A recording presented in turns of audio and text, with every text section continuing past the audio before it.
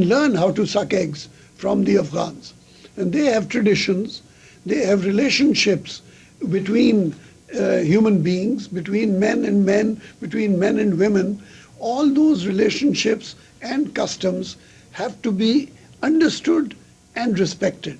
And so the key to any useful session in Afghanistan is to try to understand the pulse of the Afghan people, because it is a pulse with a DNA which goes back several thousand years.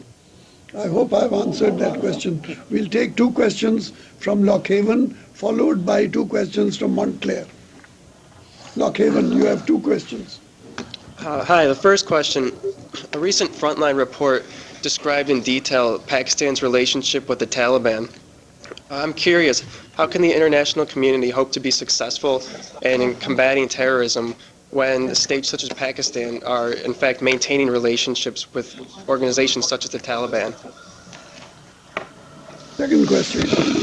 Second question is, in combating terrorism, what are the role of sanctions in the bilateral, multilateral context?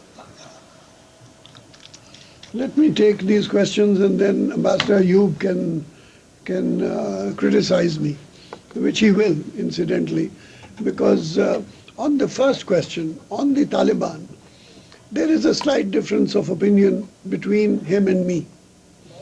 I am convinced that the Taliban are pure Afghans and pure Pakistanis. In other words, they are local citizens of the country with a point of view which is different from that of others in the country. For example, in Pakistan, you have a division in the country between those who are clean-shaven and those who have beards. The Taliban have beards, the majority of the country is clean-shaven. And that difference is a cultural difference between those who look forwards towards moderation and modernity and those who look backwards towards fundamentalism in the past. But it is a legitimate debate, and you have to go through the debate. You cannot just stand people with beards against the wall and shoot them because they have beards. It's a debate. They have a point of view. We may not agree, but we have to open dialogue with them. And so for me, the key to the Taliban is, I don't agree with them, but I would like to enter into dialogue with them because they are citizens of my own country, and in the case of Afghanistan, they are citizens of Afghanistan. Now please note that this has nothing to do with Al-Qaeda. Al-Qaeda are foreigners, both in Afghanistan and in Pakistan. They are Arabs who have infiltrated both Afghanistan and Pakistan. And so we are not in favor of Al-Qaeda at all. So we can talk to the Taliban, and I think we can cut the link between the Taliban and Al-Qaeda. And I think the United States government has understood this. And that is why the United States government has now started talks with the Taliban in Afghanistan, or at least trying to start talks with the Taliban, because they also are trying to cut the umbilical cord between the Taliban and Al-Qaeda. I think it can be done. As for the question of sanctions, sanctions go nowhere. They have never worked. We have a long history of UN sanctions, and they have not worked anywhere. Neither general sanctions nor targeted sanctions. And so my answer to that second question is, forget it. Okay, thank you. Let me express my disagreement with you, Ambassador Kamal. First of all, I would like to talk about Taliban in the case of Afghanistan. 25 years ago in Afghanistan, I could go to every corner of Afghanistan in this appearances, but nobody would bother me. But today, if I go to some part of Afghanistan, if Taliban catch me, they will kill me, because they don't want to see any person with shaved, with ties, with a suit. It is.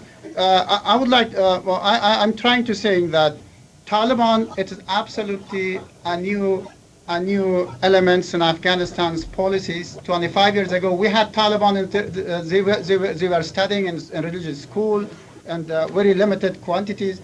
But today, Taliban, they have an ideology, they have the policy, they want to govern the country according to their ideology, according to their understanding, according to their goals. And Taliban, after and for the they are people who are brainwashed and who does not belong to tradition and culture of Afghanistan, because they wants to take Afghanistan back to the centuries. And regarding the negotiation with Taliban, I agree, we don't have any problem to open the door for negotiation with Taliban.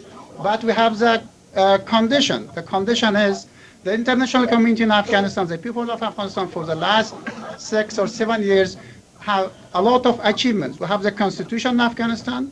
We believe in all values, in the human rights, women's rights, education, healthcare, all these values which you believe, which the international community believes, which all civilized people believe in these values. But Taliban, they don't believe in the equal right between men and women. They don't. They are not agree for girls going to school. They are not agree with the right of fundamental rights of the people.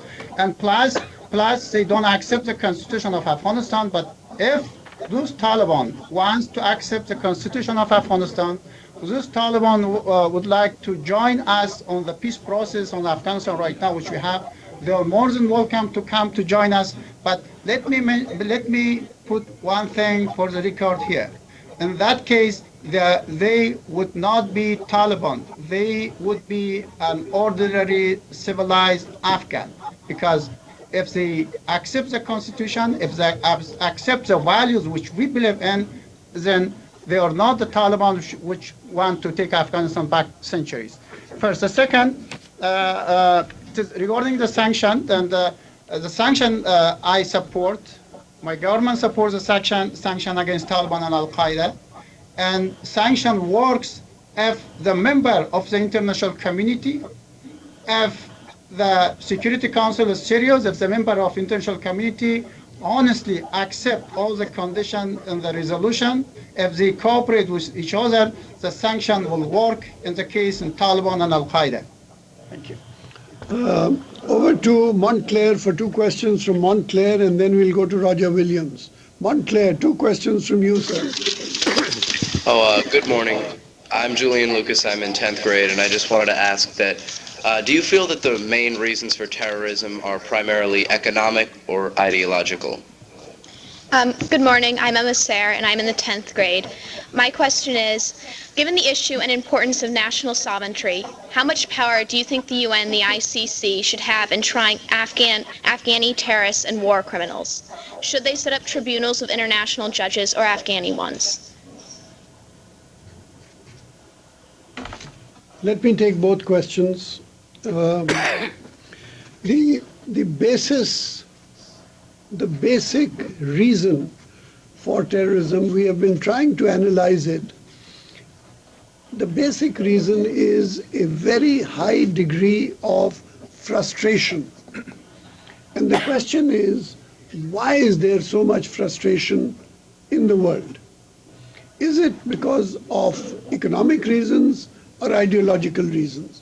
For some time we thought it was economic, because the statistics in terms of the poverty gap, etc., are very, very serious in the world and growing incidentally. Poverty is endemic and poverty is increasing in the world everywhere.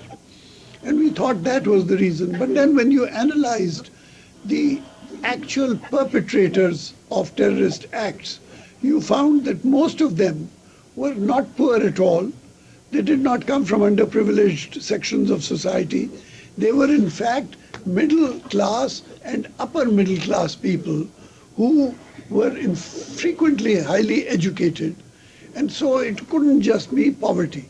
And so the second reason, which you called ideological, but which I would call cultural, is probably the real reason. Namely, the fact that we have non-representative governments in many countries who are being propped up from outside. We have disputes